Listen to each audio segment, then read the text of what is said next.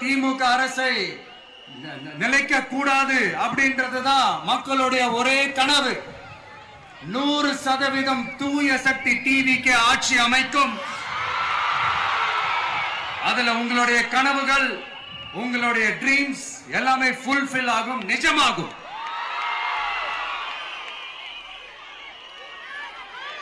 தமிழ்நாடு எப்பவுமே டெல்லிக்கு out of control அப்படின்ட்டு ஸ்டாலின் சார் அடிக்கடி சொல்லுவாங்க. ஸ்டாலின் சார் எது எதுலாம் அவுட் ஆஃப் கண்ட்ரோல் இப்ப நான் கொஞ்சம் சொல்லட்டுமா? முதல்ல சட்டம் ஒழுங்கெல்லாம் அவுட் ஆஃப் கண்ட்ரோல், பெண்கள் பாதுகாப்புல அவுட் ஆஃப் கண்ட்ரோல், இளைஞர்கள் வேலை வாய்ப்புல அவுட் ஆஃப் கண்ட்ரோல், மொத்தத்தில் அவரோட ஆட்சியே ஒரு அவுட் ஆஃப் கண்ட்ரோல். இந்த வருஷம் பிகினிங்ல சட்டசபையில பேசும்போது சொல்றாங்க, மக்கள் எல்லாரும் ரொம்ப மகிழ்ச்சியா இருக்கிறாங்க, அதனால நானும் ரொம்ப மகிழ்ச்சியா இருக்கிறேன் அப்படின்னு. மக்கள் சந்தோஷமா இருக்கிறத பார்க்கிறது கூட ஒரு சந்தோஷம் தான் சார், அது யாரும் இல்லைன்னு சொல்லல. அப்படி உண்மையிலேயே மக்கள் உண்மையிலேயே சந்தோஷமா இருக்கிறாங்க அப்படின்னா ஏன் சார் விவசாயிகள் போராட்டம் நடக்குது? ஏன் சார் மீனவர்கள் போராட்டம் நடக்குது?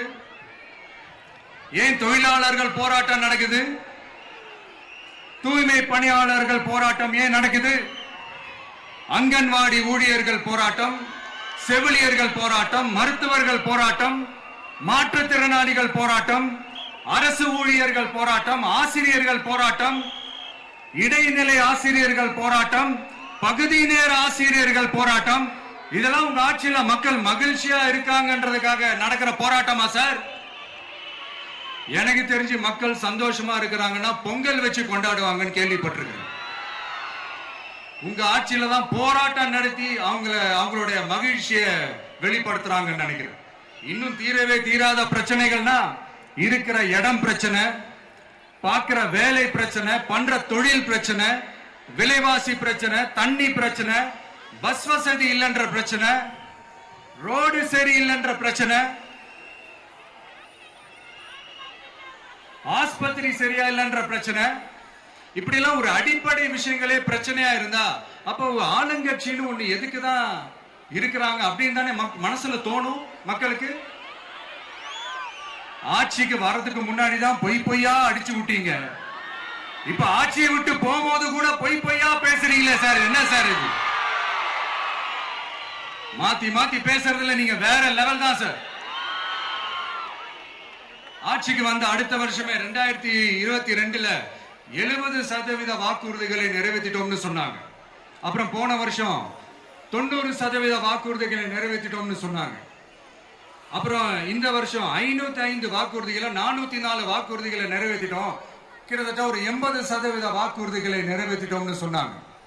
முதல்ல 70, அப்புறம் 90, அப்புறம் 80.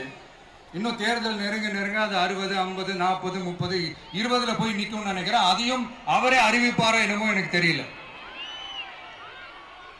முதல்வர் ஸ்டைல்லையே சொல்லணும்னா, பொய்யிலேயே பிறந்து பொய்யிலேயே வளர்ந்த புலவர் பெருமானே, கொஞ்சம் அத திருத்தி சொல்றேன், புலுகர் பெருமானே, அது இன்னும் பொருத்தமா இருக்கும். அவருடைய அண்ட புழுகு, ஆகாச புழுகு என்ன தெரியுமா? பெண்களுக்கு பாதுகாப்பு தமிழ்நாட்டில் எங்க போனாலும் கொட்டி கிடக்குதான். அப்படி அது உண்மைனா அண்ணா யூனிவர்சிட்டி அந்த பொண்ணுக்கு ஏன் சார் அப்படி ஒரு கொடுமை நடந்து